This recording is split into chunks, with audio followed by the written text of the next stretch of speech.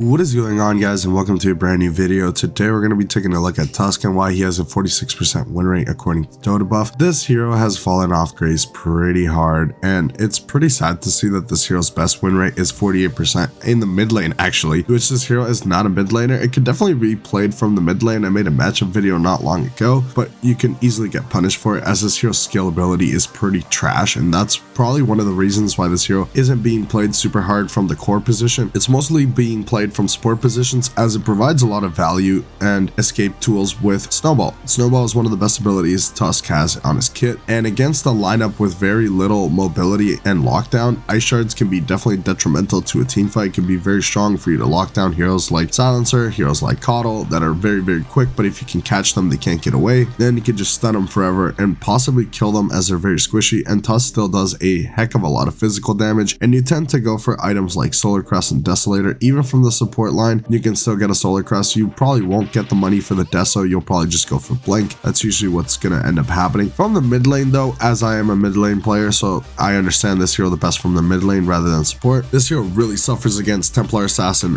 Pangolier, Viper, Lone Druid, Storm Spirit. These heroes definitely just kind of dumpster on the TUSK. It makes it very difficult for TUSK to actually get a good start and be able to do some rotations. And if he doesn't get the water rune, it's going to be very difficult for him. And if he doesn't get the 6-minute power runes, then it's a very big struggle for the TUSK. This hero farms extremely slow. It's one of the slowest farming heroes in Dota. Now sure, you max ice shards, you max snowball, and you're going to be able to farm a little bit faster. Your mana consumption is just way too high to be sustainable unless you are already high level and you got decent items and you go for items like Falcon Blade. Then you can kind of sustain it with the bottle, but it's definitely just very garbage damage. You're more of a glorified support pretty much, and this is why I tend to go for the ice shards max into tag team and one value point in Snowball, which is always going to be good for you to close the gap or be able to escape certain abilities like Silence or Curse. You can escape Global if you're already in the Snowball, and those abilities are always going to be very solid. But this hero does have a pretty good advantage against Ember Spirit, against Earth Spirit, against heroes like Silencer. These heroes with either low mobility or just melee heroes definitely struggle. TUSK definitely does very well against Kunkka as well. It's just overall the Kunkka has a lot better tools, but you can dodge his entire kit pretty much.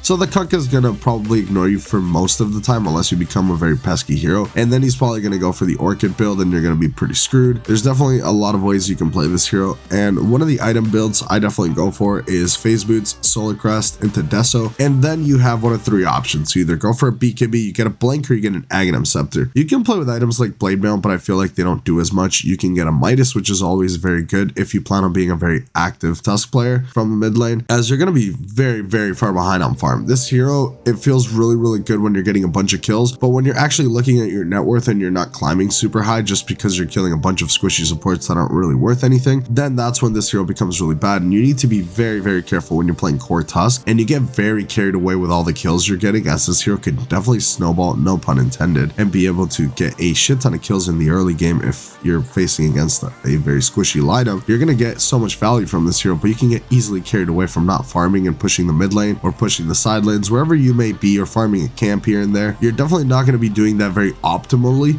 so you need to be very careful. If you plan on playing TUSK that way, get a Midas. It's going to be very beneficial for you.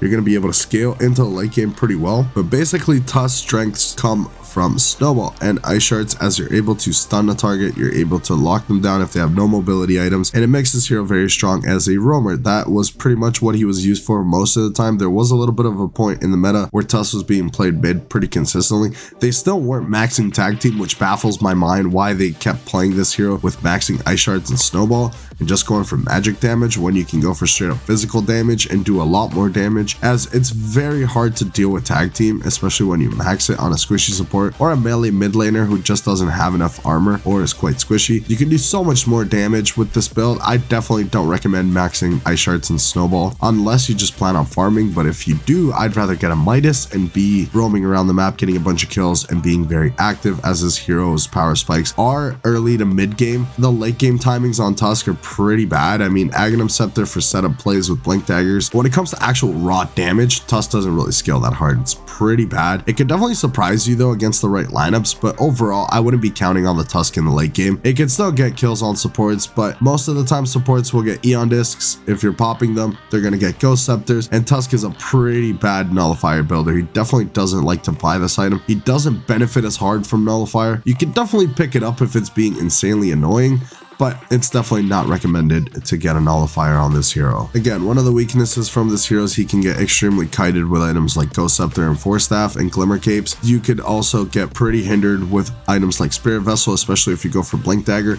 You're not going to be able to blink, which is a very big problem. You can still use Snowball, but Snowball has so many use cases that you need to be careful on when you use Snowball. Make sure you have it available to dodge a spell or be able to close the gap and secure a kill with your Walrus Punch. Otherwise, you're going to be a little bit screwed as you're not going to be able to blink against tick damage. So against heroes like Silencer and Venomancer, you need to be very careful when you have Snowball to be able to dodge their abilities and not get silenced. Silences are a really big problem for this hero. But overall, I just think this hero fell out of favor because there is a lot better heroes in the meta. What this hero accomplishes is a pretty niche thing in the meta right now, which if they're playing heroes like Legion and heroes like Enigma and such, and you can just come in and snowball save them, then you could definitely do something. But Enigma hasn't been played in a really long time. Legion is played here and there. It's very odd when you see a Legion pick. It's definitely not a bad hero in the meta, but it's just not picked that much. And Tusk was one of the biggest reasons why you picked Legion. It's also good against Axe for the save, but Axe, again, not a super popular hero in the meta. So when these heroes that you're mainly using Tusk for aren't popular in the meta or aren't picked too highly, that's when this hero starts to fall off grace a little bit.